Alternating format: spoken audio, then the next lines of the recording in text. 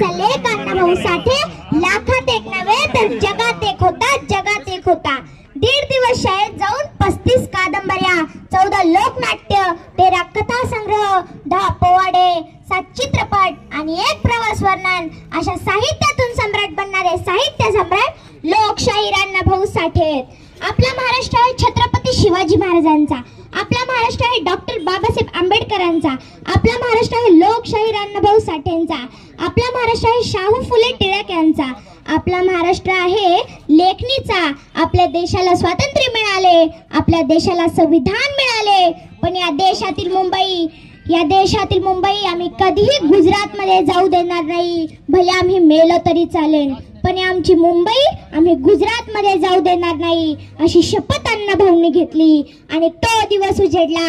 1 मे 1960 रोजी आपली मुंबई आपल्या महाराष्ट्रामध्ये राहिली आणि त्यातलं महत्वाचं व्यक्तिमत्व म्हणजे लोकशाहीर अण्णाभाऊ साठे. जाता जाता एवढाच म्हणेल, साहित्यातून ज्यांनी उंचवली उपेक्षितांची मान, साहित्यातून ज्यांनी उंचवली उपेक्षितांची मान, त्या अण्णाभाऊंनी मिळवला रशियातही सन्मान, रशियातही सन्मान. थँक्यू.